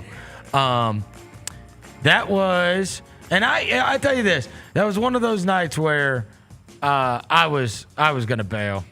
I was for sure gonna bail we on know. this. I had a feeling you were gonna. Get out of I it was somehow. gonna bail. And Jenna called me and was like, "We've got the passes, and the passes are up there." She's like, "At least come for a while." And I was like, "All right." Yeah. What time is Bush going? And I'm glad I did. I'm glad I'm glad I came down. I'm glad I went to the concert because both that was great. I've got to give you guys an update on something I have not told you about yet, which was this is actually going to be news for the show. I'm going to give it a day or two because you're not supposed to make rash decisions when you're emotional. But I might be announcing my golf retirement on the show. Oh no! Could you get cooked this weekend? I played against Braden Thornberry yesterday. Oh. We played 27 holes. Oh no! That's a lot. He was -6. He could have easily been -12. I mean, these PGA, they are aliens. These PGA Tour players. It is just a matter of whether they make the birdie or eagle putt or not. Where'd y'all play? Spring Creek. Okay. We are, and he's playing the back tees. Right. He gave me a stroke a hole, and I still lost. By how much? Yeah, how much you lose? I mean, on the last hole. Okay. Oh, it came into the last hole? Yeah, but I'm getting a stroke a hole. I told him, so I played further back tees than I usually do. Yeah. And he was like, "What do you shoot?" And I was like, "If I am awesome, I will shoot 81. If I am terrible, I will shoot 91." And I shot 91. So I vomited all over myself. That's tough. And meanwhile, he was, bro, we got to the 18th hole. This dude had 265 yards to the hole on a par 5. He pulls out a mini driver, hits it off the deck, past the green from 265, eagle chip. I'm like, okay, this is just like what are we doing? What are we doing here? He is awesome. Man. Have you seen? He is absolute. I mean, it is one thing to like follow them when you're out there, but like when obviously I saw every shot he took all day. Have you seen these guys are the touch? aliens. The touch that they have is aliens. No, because I have stumbled upon the Bryson DeChambeau's Instagram reels. Oh yeah. Of him doing the thing. trying to get the little plastic golf ball up the stairs and into the tiny shot glass cup, and I'm like, the fact that he has even gotten close as many times as he has is insane. Were y'all drinking cut waters, or was y'all just playing? No, we were just playing. I was just playing. And then what's his name? He brought out his buddy Ross, who was a college golfer at UT Martin, who was also awesome. Yeah. Yes. Yeah. Oh, I was by far the worst of the foursome, and I was just. I was like, well, this is humiliating. Yeah, like, truly. I was so humiliated by the whole experience. You should have brought Gary with you. Huh? You should have brought Gary. Gary would have made you feel good. I know. I brought my buddy JD, who is a great golfer. Yeah, see, you I know. You should have brought Gary with you. So I was like, for sure, the worst of the four. Yeah. And also one of the guys plays on the PGA Tour. Did you like pull something? I should have. You should have, like, to get out of it. I should have. Oh, guys, I gotta go. I should have. My hip. Oh, no. You know what it felt like? It felt like if you go out there and, like, you were to play against an NBA player and you can't even get a shot off, right? You know what I mean? Like, okay. There's levels to this. There's levels to this. Yeah, I need to be at Lifetime Fitness. Yes. I don't need to be on the court with an NBA player. Stick to what you know, man. Playing with Jerry and Gary at the gym. Yeah. That's crazy. It's way more fun playing Jerry and Gary. Yeah. Yeah. That's tough, man. It was tough, but he is, boy. And obviously, we're going to be rooting him on throughout his fall circuit. Yeah. As he was 6 under through 27 holes. Yeah. That's a professional for you. I mean, and honestly, it could have been 12 easy. Easy. I mean, it's just, everything's I didn't easy. even play that well. Everything's easy. Yeah, he probably said he didn't play that well. He didn't. I mean, I could tell. You know, I mean, but it's honestly, it's like, do these putts go in or not? And that's what you realize with those PGA guys. It's like when you see these like guys going 13 under and 12 under, and these crazy scores. It's like the day that they do all drop, that's what they do. Yeah. Because I just watched this guy, and it was the easiest freaking 6-under I've ever seen in my life. Like nothing spectacular happened. Yeah. Except for hitting the green from 270 yards away with a freaking mini driver. Shout out Brady. That's crazy. I got something Anyway. else I watched this weekend. This is from a listener. I want to make sure I get his name right. Hold on. Because I want to make sure he gets the proper credit for this moment. Our guy who watches the show, his name is Ron. I don't know if he watches the show. His name is Ron Wright. Ryan Wright? Ryan Wright. I get an Instagram DM from Ryan Wright. He says, and I quote, Dev, just seen you on 2K. That's my guy. You played it yet? I said, hell no, for real. 2K came out on Friday? Came out on Friday. Okay. Well, like it's still early release. I'm trying. Early release? Yeah. Never mind. I'll talk about the show. So he said, hell yeah, I'm gonna record it. I'm gonna show you right now. So he sends me a video on Instagram, and I'm like, I open the video, and it's this. Play it. I'm like, this is me on NBA 2K. How did this happen? Yeah. Do you know? Obviously, you're with our old buddy Alexis Morgan, who is the host. Yes. But is this part of that 2K TV It's part? a part of the 2K TV part that plays during the game. So what are you talking to her about? I'm talking about would you rather hit a game-winning shot or a game-winning stop? And so...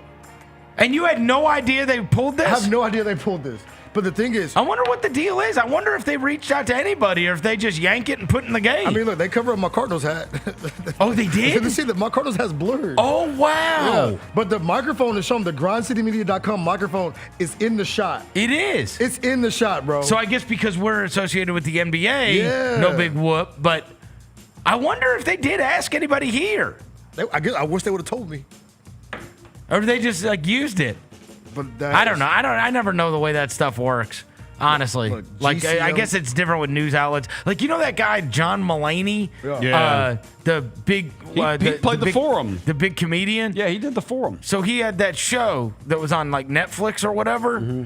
John Mulaney, I can't remember the name of the show. Anyway, like one of the episodes, he uses our interview with Terrence Howard. Oh yeah. he does. On the show. Yeah. I mean, I don't know. I guess it's just, I don't know. I mean, it's not like we got credit for it or anything. It's just on there. I didn't care. I mean, people were texting me and they're like, yo, do you watch the drama? And I was like, no, but they're like, this is cool. And I was like, it is cool. Like, I don't care. Yeah. Use whatever you want. But like on this one, I am surprised that you had no idea it was on there. I don't know the way that works. Yeah, I don't And why know. would they put it on there? Why would they put it on there? I don't. I think What is it part of? Is it like when you're on a weight screen? I think it's a part of like the whole I guess because it's the first 2K TV of the season. Okay. So I guess it's like a recap of like the draft and summer league. Because I ran into her at summer league. Oh, okay. So it must be part of the summer league episode. And she was walking around the concourse, and we ran into. It's like 45 seconds, so I cut part of it off. But like we're like jumping around together. I wonder if they know It's a how whole thing. hardcore you are about 2K. I don't know, bro. But all I gotta say is GCM is in the game. I am in the game. That's a amazing. Dream come true. That is I it. saw that and I was like, my face is on the game. It's just some random guy was playing it. Yeah, Somebody you don't know. Yeah, I know him. That is awesome. Through Instagram, he said, "Bro, Dev, you're in the game." I said, "No." I thought it was just like maybe a tweet or something, like because they put tweets. Well, you've in got the it saved, so I it's have on it there. saved. It's forever. No, that But happens. I'm gonna try to because they switch those up all the time, right? The 2K TV. Yeah, but I am going to somehow. I gotta get the game in the next 2 days. And hope it's still on there when you get it. Yes, because I need to screen record that and put it in my house. That is awesome, though. that's so to be on 2K. I love it. GCM, we coming, baby. So you don't have the game yet?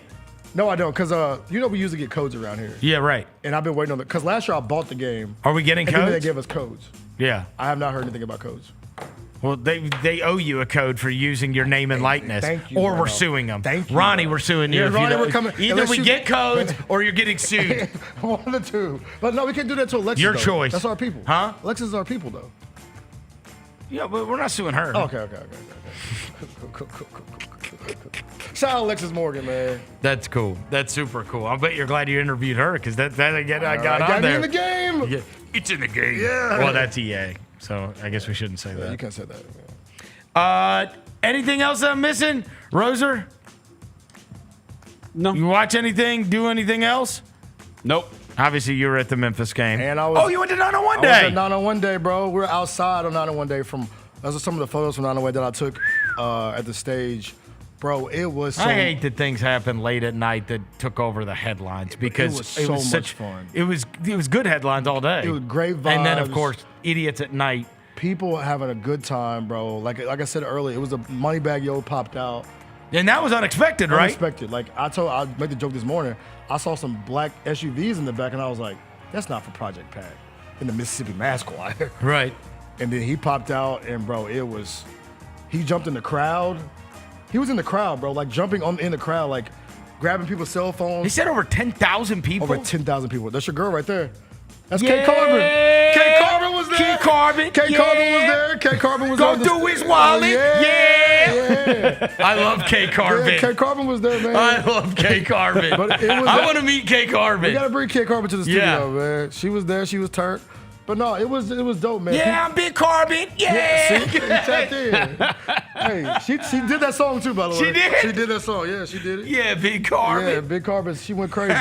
But no, bro, it was just like it felt good to just really just like vibe. Like it was a real Memphis weekend. Like the Memphis pride was crazy. Like people had Memphis t-shirts on. By the way, I've realized this. The aunties, Vernon, just be ready. Uh-oh. When Grizzly season gets here, the aunties haven't coined the phrase. I saw so many. They not like us with the grizzly bear in the middle. Oh. That's the auntie phrase of the year. They not like us. Okay. The knot has the grizzly head in the middle. I saw at least 25 of them shirts. Really? Yeah. Who's selling them? You don't know. We don't know. But no, it was dope. The music, the vibes. I think that's the part that that's the Memphis that we love, right? Yep. The music, the rap music, the gospel music, the blues music, the fashion, the people, like everything was like everything you love about Memphis until. And then you have these friggin' videos of fights and a guy shooting off a gun. It's like, dude, stop. Idiots, bro. You ruin it for everyone. Everybody's having a great time talking about how great 901 Day is. We all having a good time. All day. It was All like day. that. And then I woke up this morning and it's like headlines everywhere. You're giving people ammo. It's like, dude, come on. Let them talk about the good stuff. Come on. Yeah, bro. Just enjoy the city. It sucks. Because it's so disappointing to see the bad headlines after what everybody that was down here said they had a blast. A great time. And it's like, dude, that's so. Ran into so many listeners on Bill Street, like just chopping it up with them. Like I was literally out there from around noon or 1 o'clock to like 7. Wow. Just like all day. Just talking to people, just right. Taking photos, making content. Like that's the Memphis that we need to celebrate. Right. What I saw yesterday on Bill Street Yep. from 1 o'clock to 7 o'clock is the Memphis we need to celebrate. I know there's some issues we have, but I don't think enough of the celebration of the good things that we do get put out there. Totally fair. Shout out 901 Day, man. We had a great time. Speaking of good things, number 7, Hoops for St. Jude at their press conference this morning. Yeah. Obviously, we always love everything that highlights one of the great places on planet Earth, St. Jude Children's Hospital. And it is going to be highlighted with a Hoops for St. Jude event that is going to be going on at FedEx Forum, a exhibition. John Calipari makes his return to Memphis for the first time since he left many years ago. It is going to be at the end of October, on October 27th. And they're going to be raising money for St. Jude in the Hoops for St. Jude Tip-Off Classic, an exhibition between Memphis and Arkansas. Tickets are going to go on sale.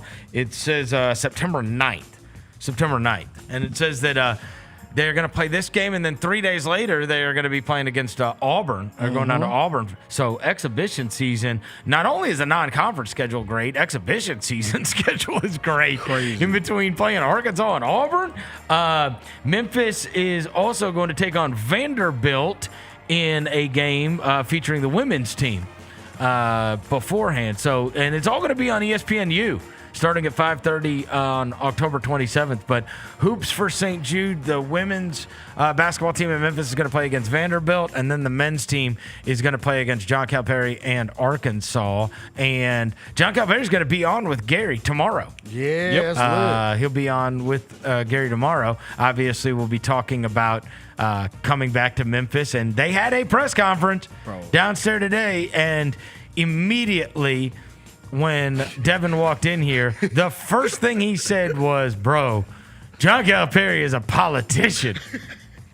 You had just gone to the press conference? Was he just talking up Memphis? You know, when me and my wife got married, we loved Memphis for the diversity. I'm like, what? He's like, we love this, and we love that, and like I see some of my former players are here. I just love to see that, and like Memphis is like, it's just this is this. We're trying to figure out ways to really give back to the university and really give back to the city. I'm like, Coach Cal. Oh, he was talking up he Memphis was the whole doing time. He was massaging us, like, you know what I'm saying? No Deshaun Watson, you know what I'm saying? Doing a massage. I'm like, okay. He was like, man, I just can't wait to be back here. And he still has a lot of friends here. Very, very like meticulous. Like when his kids went to high school here, and I mean, he was here for a long time, man. His kids grew up here. Yeah. He was talking about how the women's coach was talking for Vandy, and he was like, I hate to like interrupt, but like my daughter works at the hospital at Vanderbilt. Oh wow. Yeah, he was like, White Station alumni. I'm like, you're doing a lot right now, bro. Wow. Calm down. But no, Coach Cal, like I can see why, because I was my first time really seeing him speak in person. Yeah. And you can see why. Charming. Yeah. He's charming. You can see it, bro. Because out of everybody on the podium, he did the most talking. He always does the most He talking. did the most talking. Yes. Like he's like. This is super cool that this is happening, though. Oh yeah, no. Arkansas and So Memphis. dope. The other thing is, hopefully one day we can get a regular season matchup with them, because that was just such a huge deal, especially in the 90s when it was Penny and those guys and Todd Day and Nolan had his thing going on at Arkansas. Larry had his thing going on at Memphis, and like those early mid 90s teams, and obviously those Arkansas teams that were national champions, but also that was like there was a big Memphis connection to those Arkansas teams as well. The Todd Days of the world. And so it would have been.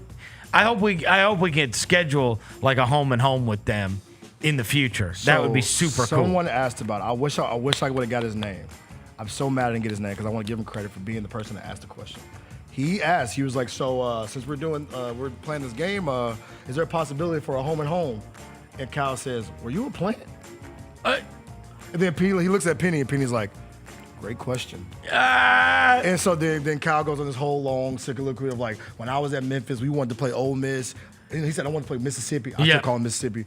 We wanted to play Mississippi State. We wanted to play Arkansas. They all wanted to run from us. They might as well put us in the SEC. He was doing all that. And I was like, bro, you were really doing this right now, Cal. Oh, wow. He did that. He was like doing the whole like, yeah. I was always riding from Memphis kind of thing. Which is also just not true. When That's he what I'm was saying. Memphis. He didn't want to play Ole Miss and Arkansas. He wanted to play a national schedule. He wanted to try to play North Carolina and Duke, and they wouldn't play him either, but that's why he went and did the USC game with O.J. Mayo and Derrick Rose. Like he scheduled those, the Gonzaga games. He also canceled the Indiana game when he was at Kentucky. Right. Which is like the most long-standing. Yes. Yeah. So I thought, like I said, like it's funny he was doing all this. I was like, bro, Cal, bro, you were a wild boy, he man. wanted to play UConn. Like he wanted to play a national schedule when he was here. I hope they can make it happen though.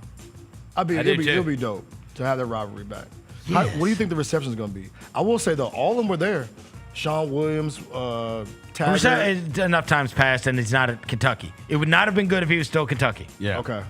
It's moved on. You know what I mean? This is like, once the Kentucky thing, it's not Kentucky. If it was Kentucky, it would have always been weird. Mm-hmm. Because that's who he left you for. I think this is a guy on his third wife to you. You know what I'm saying? Yeah. It's not the rebound. It's the one. You were mad at the one he left you for. Yeah. Right? For sure. You're not mad at this new one that he's got. Yeah. You know what I mean? Nah. You were mad at the one like that. She stole your husband. Yeah. You know what I'm saying? Because the way he discarded you for them, they discarded him. Right. So he's felt the same pain you probably felt. Right. For the last since 08, 09? Yeah. We don't have any ill will anymore. It's also the good old days too now. That's right. At this point. That's right. Because they have not had close to the success. Also, it's been 17 friggin' years. Yeah, it's the good old days now. It's like 17 years ago. Yeah, it's forever, bro. Right? It's a long. It's honestly, it is a lot like people used to talk about Keith Lee when I first moved here. Mm-hmm. Yeah. Because that was the same distance in time. Yeah. That was 84, 85. I moved here in 2000. Your son is how old? 15. He's gonna be driving coming up here in the next couple. And he was not alive. He has. He was born in 2010. Never saw Derrick Rose play in a Memphis jersey. No, he was born in 2010. Yeah. Dang. Yeah. Calipari was already gone. It's been a long time, bro. Yeah. It's been a long time. Been a long time. I'm looking forward to hearing him on Gary's show tomorrow. Yeah, no, that'll be super cool, and especially what he thinks the reception is going to be. Number 8, AP Top 25. All right, so we got a new look. We got Ohio State number 1, obviously, after what they did against Texas. Number 2 is Penn State. How about LSU moving all the way up to 3 after their win against Clemson? Wow.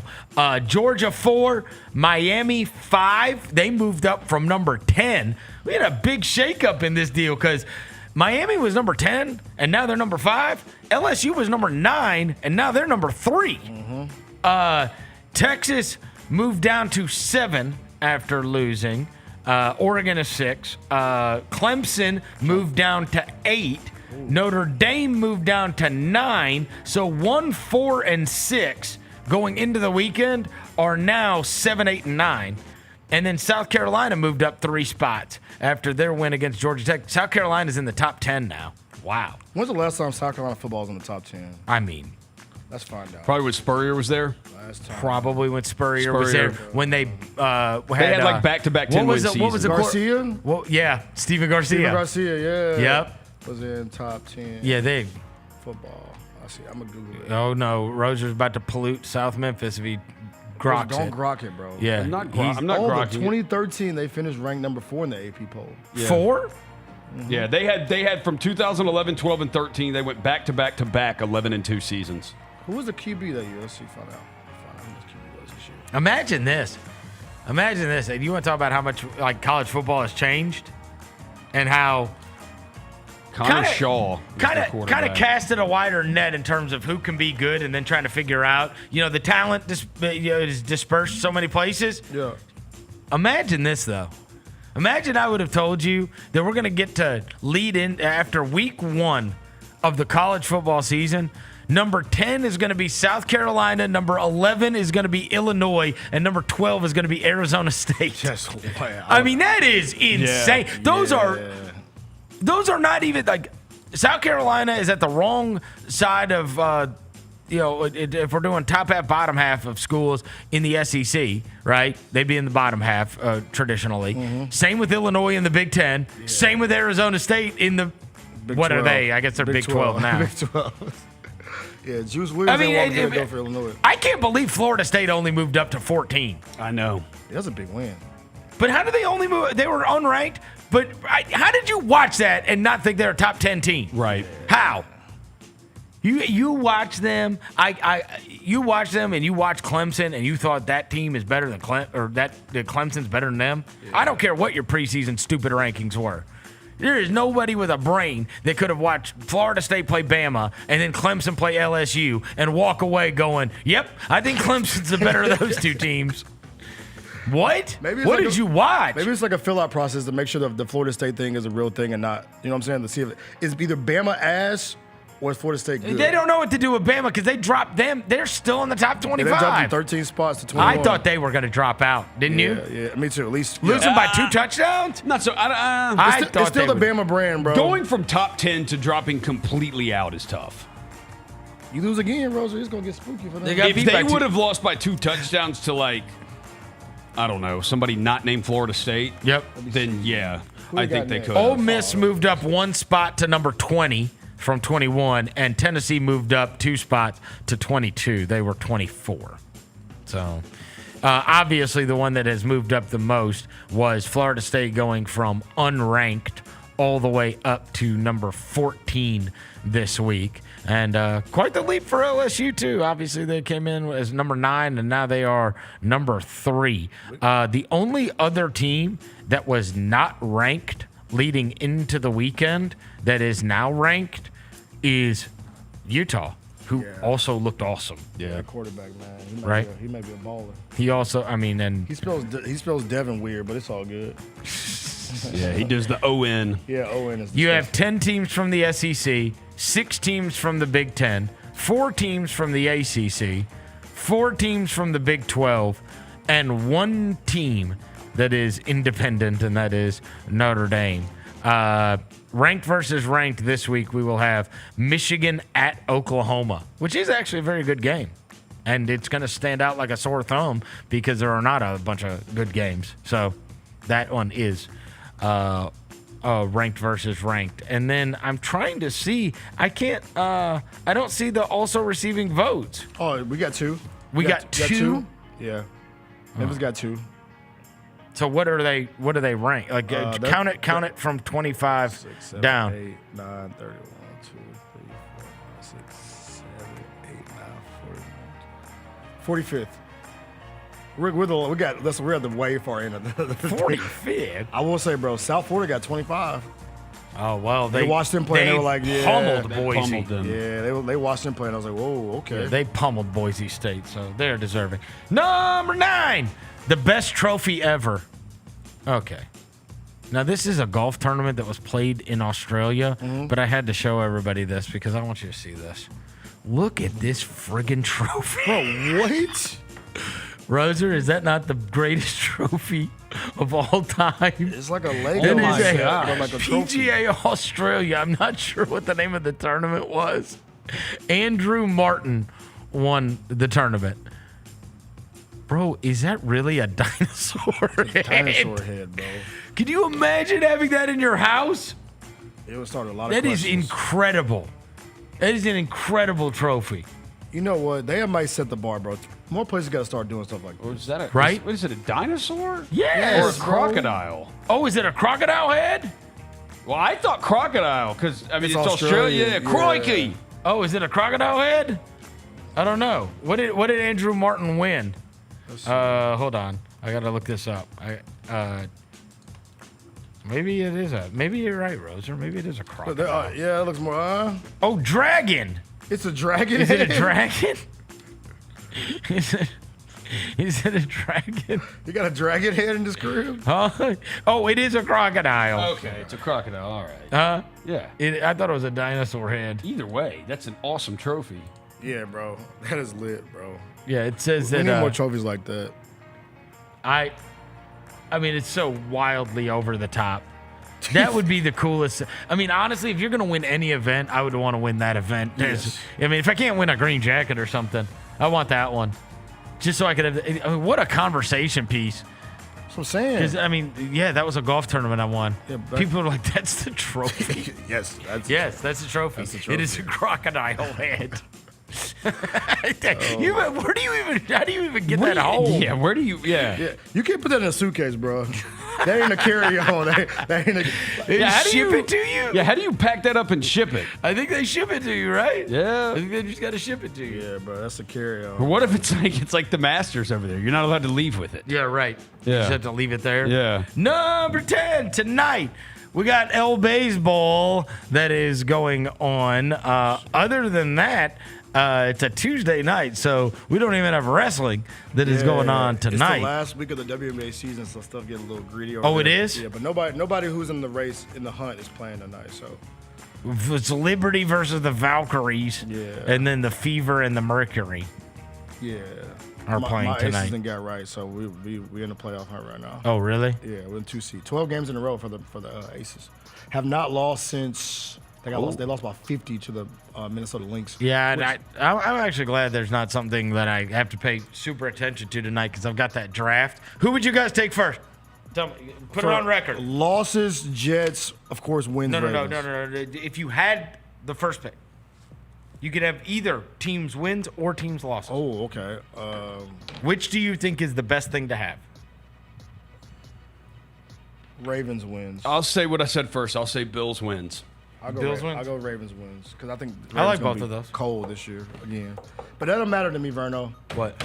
Super Bowl or bust, buddy. Super Bowl or bust.